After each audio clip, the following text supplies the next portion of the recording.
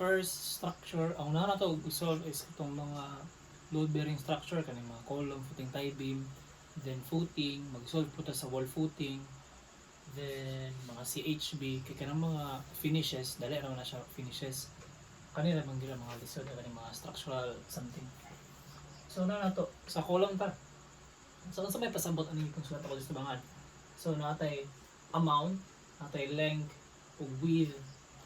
Ang length ug width mo na siya pasabot sa atong cross section gani sa kan kung buta ako sa taas sa column. Ano man ibang column ani. Na ay 8 ka vertical bars diha. Mo na siya. Ana kay 0.3, 0.3 na. Then kaning height niya, magbase kita dire sa dire ta adto. Dire. So what if ang imong height dire is 5 padulong sa NGL 5 meters. Kung imuha na siyang isolve para makuha nimo iyang volume, iyang formworks nga area, iyang mga number of ties, nandiyan na nagsugod. Kulangan na siya. Kulangan na. Ang ato among column nagsugod gyud na siya diri sa ubos. Ang bakal na niya na diri. Na kani din nagpiko. So meaning i-plus na lang nato ang iyang depth gani unsa kalalom gyud ang ganing excavation depth from footing. So 0. So 1 meter plus imo ang height. So like 5 meters man diri sa taas. 5 meters man diri sa taas. So i-plus nimo siya diri sa ubos. So 5 plus 1 6. Example ni diri ha. So unsa may purpose aning per meter area o kaning volume? Ang kaning volume, ma-solve nato ni siya sa ato ang mga siminto. Kaning perimeter area magamit na siya sa ato ang formworks. So mura na siya no. Direta sa perimeter. So unsa may pasabot ning 2? Mo na yung formula sa perimeter dai. 2 plus 2 then a plus b plus 0.20. So formworks, mo na yung formula sa formworks. No?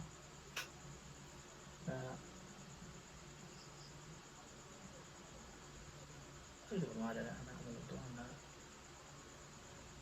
ay box diri isa.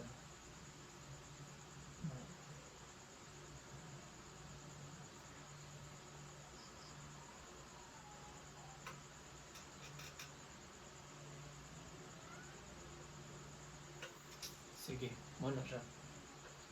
So explain naman na siya 2 plus a plus b then plus 0.20. Manigig ka ng 0.20. So let's say gani siya a, ano siyang b. No. So 2 kabalo ta ang thickness sa tuang kuan, ang ato ang dimension sa ato ang column is 0.3 o 0.3. So kani siya pwede to i-plus lang nga 2 plus 0.3 2 times 0.3 plus 0.3 na.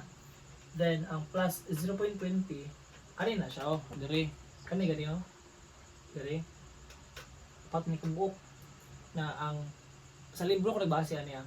Then ang gagamit natin diri is 2x2 na frame. Kaning box gani 2 inches siya, 2 inches, 2x2 inches. I-convert na nimo og kaning kuan, ang kaning millimeters, mahimo na siya og 50 mm by 50 mm. Meaning kaning thickness ni diri kani is 50 mm. 50 mm. Kung i-add nimo 50 plus 50 plus 50 plus 50, pila ka buk? 200 mm. I-convert nimo into meters na kay 0.2 meters. Muna siya explanation sa formula sa perimeter.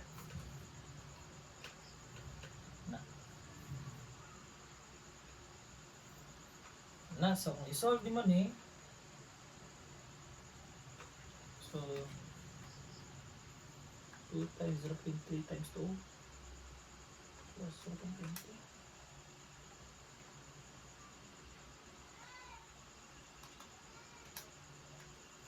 So naka 1.4.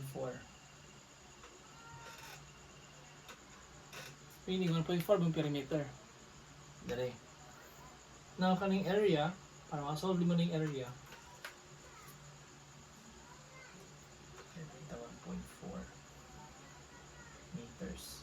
para ma-solve mo ng area, ang buhatan lang nimo is i-solve mo ni siya sa perimeter times height times ang imong amount. Pila ka buok column nimo. So, perimeter. Mukha mong area, perimeter times height then times ang iyang amount.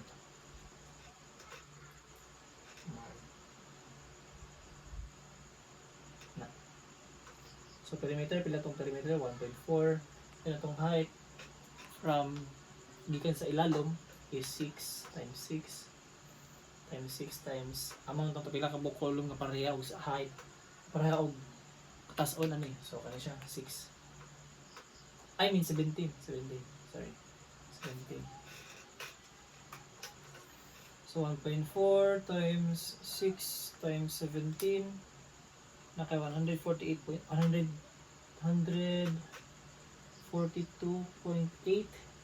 meters squared. Na kay area. Makuha ni mo na siya ang formwork sa imong plywood o sa imong board frame. So there is a volume. Ang volume na to is times na to ning length times width times height times imong amount. Ang volume na to kuan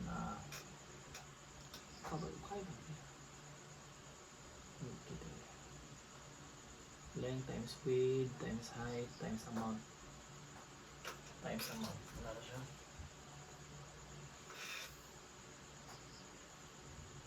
Zero point 3 squared times 6 times 17.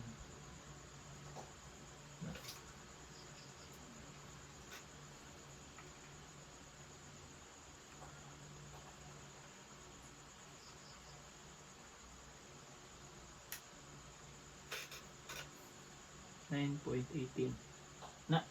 So kaning volume makuha nimo imong cement, ang imong gravel, ug imong sand. So di na ako mag-explain na kay basic na kanya siya, naran siya multiplier sa libro kung depende sa mixture na. So refer lang sa book sa ato ang volume para makuha nato ang kaning cement sa gravel. Mag-refer lang ta dito. Kaya siya based on condition sa book. Kita agad mo siya sa book. So para makuha po nato ang plywood is i-divide og plywood ito. Okay. So sa formworks makakuha tag plywood. Makuha tag plywood. Area nimo divided by 2.88. So 142.8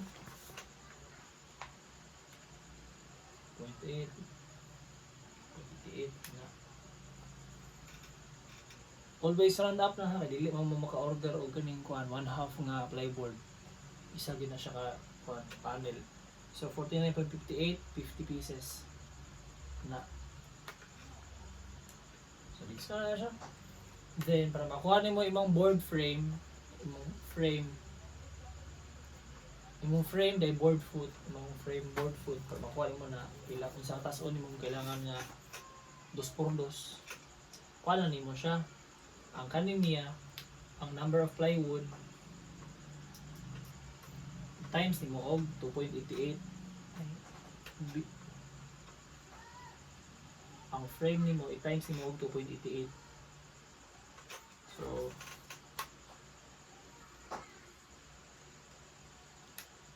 naka 144 board feet na. Wala siya. So wala siya no. Dali lang tayo. So na kay formworks. Din na kay volume. So ato ta sa kuan the number of ties. Ito sa number of ties. Dari. Kabalo ta nga ang column na gina siya katong kana nag-cross nga bakal daghan kayo na. Then base sa tong kuan sa ato ang schedule of footings ay sa schedule of columns natay one set sa iyo na ni.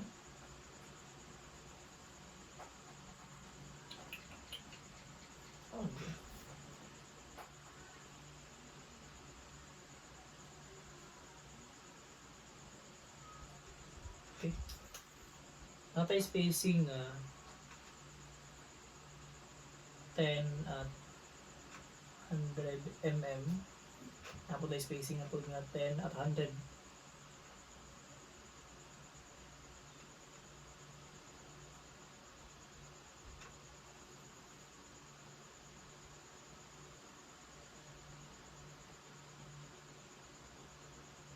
Pulo ba yung ko eh?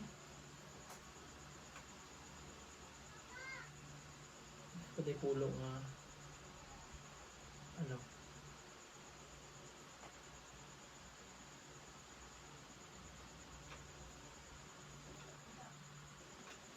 Tama ba niya kung kuhan? Kasi hindi ko.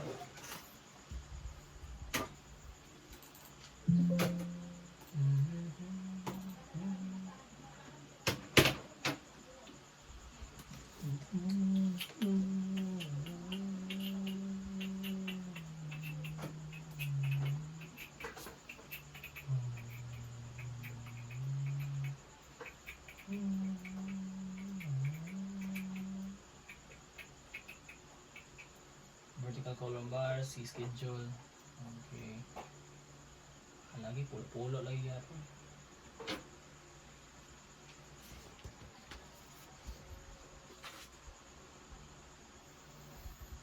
So natay pulo na ka box, space at 100 mm. Then nabot tayo another 10 pieces na po na space at 100 mm. Base sa itong schedule. Then ang sobra ba ni guys? Bagi butang.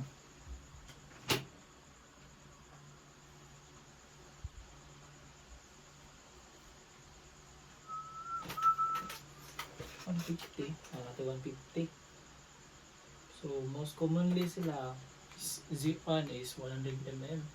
So para makuha ito dito, so anong bahala na yung sobra. Ganyan na ito ang ano. Ganyan na ito ang process. Pagkabulot ang 100 mm, 100 mm na pulong uban. Then ang 150 nasa spacing. So pwede gawin mo siya i-solve religious way. Solve mo religious way kung saan mo siya pag-solve. Solve mo siya religious way per column. Batay, naki-column na column din ng GL. Aday, na. Pwede mo siya i-solve nga 10, 100, 10, 100. Pilagay isa? 10, 150. Sama na siya pag-solve. Meaning, sa kaninga dimension na naki 30 ties. Naki 30 book ties. At 10 times 100 naki 1000 mm. 1000 mm. Then another 1000 mm. Then 150 to 1500 mm. Meaning, 2500 mm within 2500 mm within 2500 mm na naka 30 ties based on your schedule. Then isolve na nimo per column. Kay ang ubang magud sa to ana tay mga naglahi og mga height silang column. So mao na siya. Isolve nimo siya isahon or pwede nimo ni kuan i-average ko na lang, i-average na to. So spacing na to is 100, then habog kay 100 plus 150, pwede ito na i-average, so divide ito 3. Kung kalki. Ay, kalki si Kawala. So 100 plus 100 plus 150 divide by 3. Na kay 1116.66 fitting. Na. So unsa man nato ni siya? Nakita kaning kuan kaning nga kung ibuhat. Ang pasabot ko na niya is amount times ang imuhang height dapat ni. Amount times height kani o gani. Bali, imuha siyang gi as a whole gani, as a whole. So, punta to 102 divided by divided by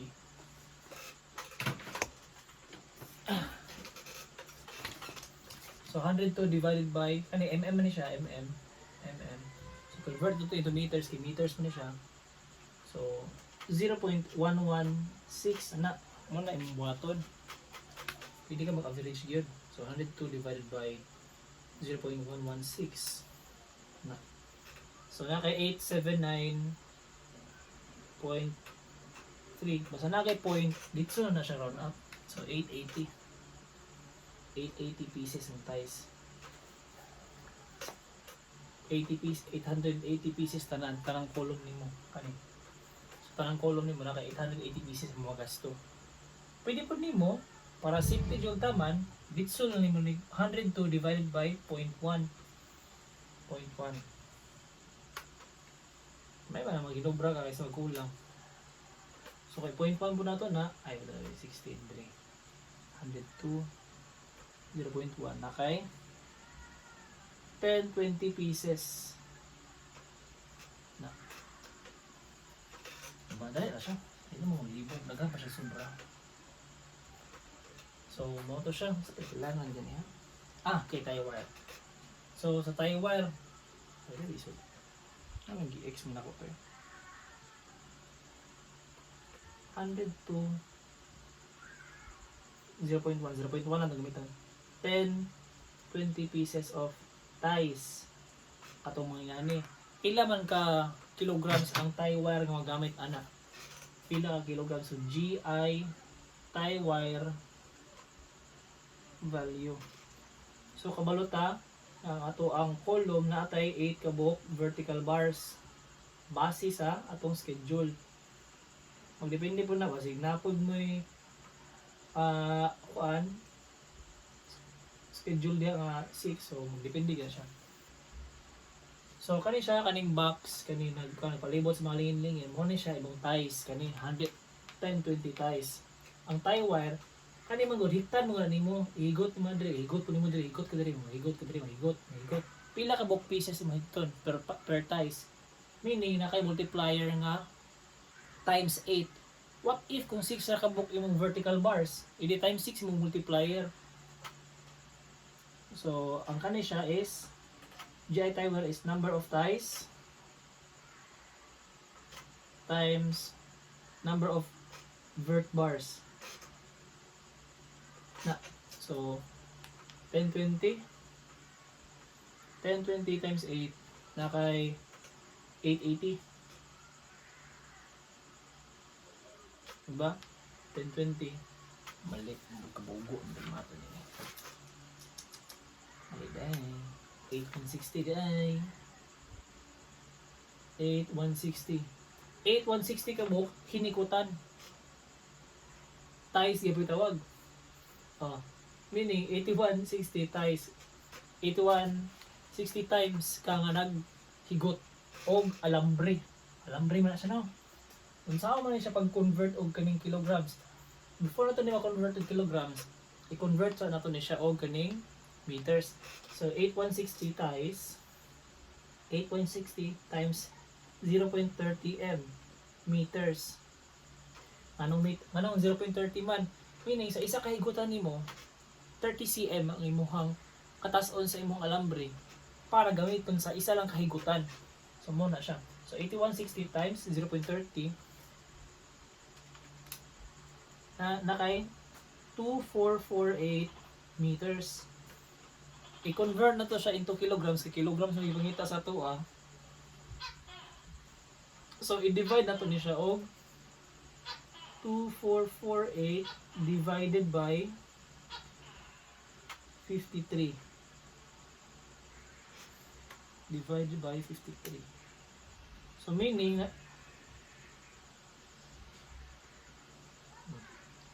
na kay 46 round up na dito. 47 kilograms. Meaning magasto pa lang nimo para paghigot lang sa mga ties is 47 kilograms. kani siya nga solving is based sa ato ang libro nga estimates.